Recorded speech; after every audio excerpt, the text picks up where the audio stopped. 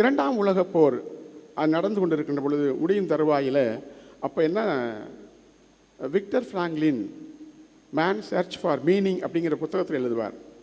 அப்போ ஜெர்மனியில் concentration camp துன்பப்படுத்துகிற ஒரு சிறையில் அடைச்சிருப்பாங்க.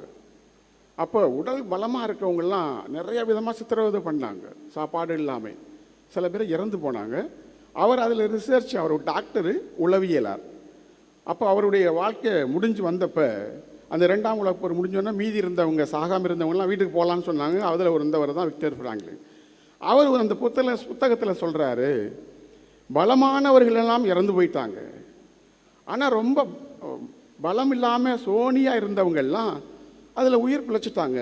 அதனை ஆராய்ச்சி செஞ்ச பொழுது யாரெல்லாம் உடல் பலத்தில் இருந்தவங்கெல்லாம் செத்து போயிட்டாங்க, மனசு உடைஞ்சு போய் நம்ம இந்த வாழ்க்கை இல்லைன்ட்டு. ஆனால் பலமில்லாமல் இருந்தவர்கள் அவர்கள் கடைசியில் ஒரு சில பேர் பிழைத்து கொண்டார்கள். அதற்கு காரணம் என்னவென்றால், நான் அந்த சிறைச்சாலைகளை பார்த்தேன். பலமில்லாதவர்கள் எல்லாம் ஜெபம் செய்தார்கள், ஆண்டவரை நோக்கி ஜெபித்தார்கள்.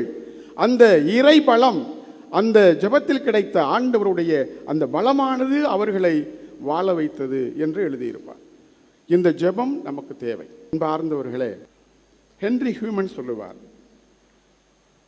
prayer is not a pious decoration of human life, but it is a breath of human existence அப்படின்னு சொல்லுவார். இந்த பிரேயர் ஒரு ஒப்பனைக்காக மற்றவங்க பார்க்குறாங்கிற வாழ்க்கையை அலங்கரிக்கும் ஒரு ஒப்பனையாக இல்லை. இந்த ஜெபம் என்பது மனிதர் வாழ்க்கையின் மூச்சு அப்படின்னு சொல்லுவார். மூச்சு போச்சுன்னா எல்லாம் போச்சு.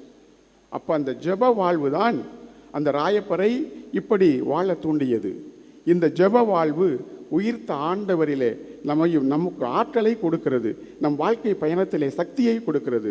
நீங்கள் எத்தனையோ வேண்டுதலுக்காக இங்கே வந்திருப்பீர்கள், ஆனால் இந்த உயிர்த்த ஆண்டவர் உங்களுக்கு நிச்சயமாக அவற்றை எல்லாம் நிறைவேற்றுவார் என்ற அந்த ஆணித்தரமான அந்த அனுபவத்தை, உயிர்த்த ஆண்டவரின் அனுபவத்தை அந்த ஜெபத்தின் வழியாக பெற வேண்டும்.